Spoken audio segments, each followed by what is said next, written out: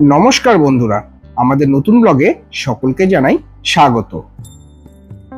বাঙালিদের রীতিনীতি অনুযায়ী বৈশাখ এবং জ্যৈষ্ঠ মাসের প্রতি মঙ্গলবারে মা মঙ্গলচণ্ডীর পুজো করা হয়। ঠিক তেমনি আমাদের দত্তবাড়িতেও বৈশাখ মাসের মঙ্গলবারগুলিতে মায়ের আরাধনা করবার পর জ্যৈষ্ঠ মাসের প্রথম মঙ্গলবারে মায়ের মূর্তি এনে তার পুজো করা হয়।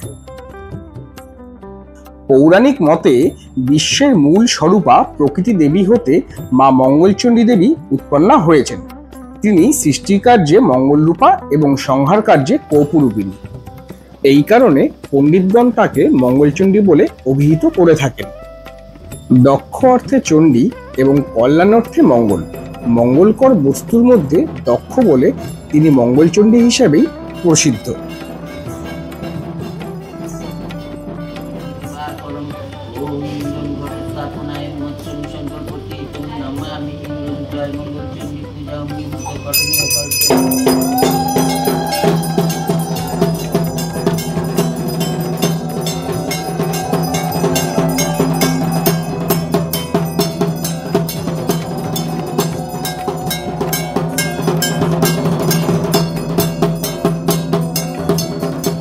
পুজো দেখতে দেখতে চলুন জেনে নেওয়া যাক মায়ের পুজোর প্রবর্তন ও ইতিকথা।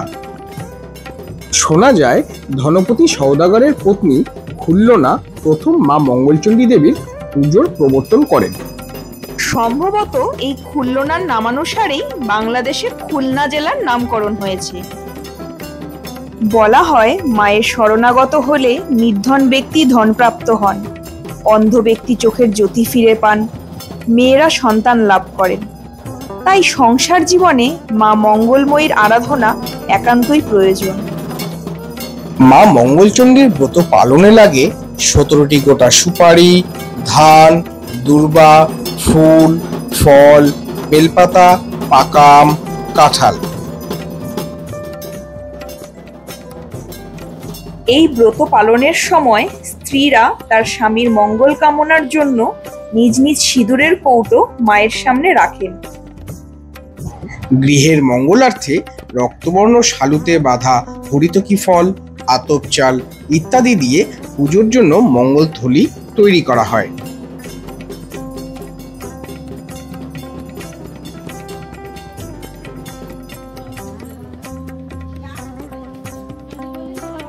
পুজো চলাকালীন হঠাৎ ঠাকুরমশাইয়ের মনে হলো যে ফুল কম পড়েছে, ফুল লাগবে, কিন্তু এখন ফুল কোথায় পাওয়া যায়?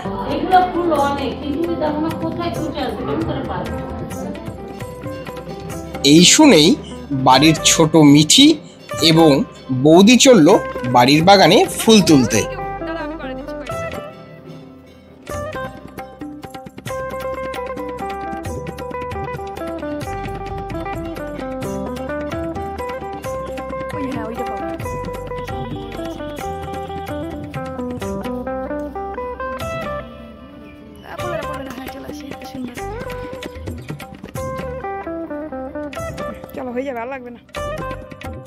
ইতিমধ্যে মাকে ভোগ প্রদানের সময় হয়ে এলো।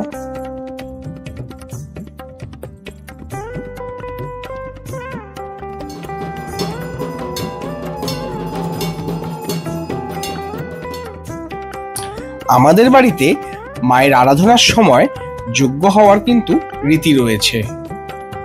যজ্ঞের সময় প্রয়োজন হয় পঞ্চগুড়ি অর্থাৎ 5 ধরনের গুঁড়ো।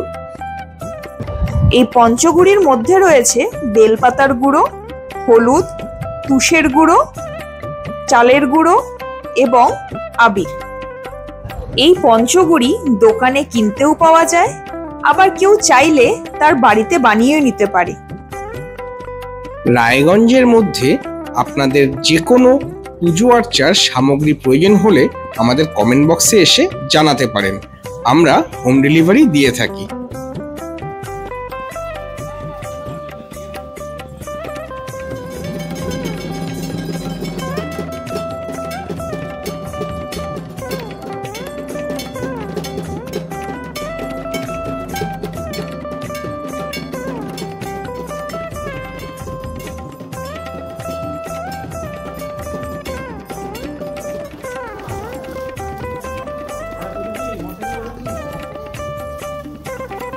যজ্ঞ শেষে সকলে মিলে আমরা অঞ্জলি দিলাম। পুজোর পর মায়ের আশীর্বাদ প্রাপ্ত সিঁদুর সকলের কপালে ছোঁয়ানো হলো।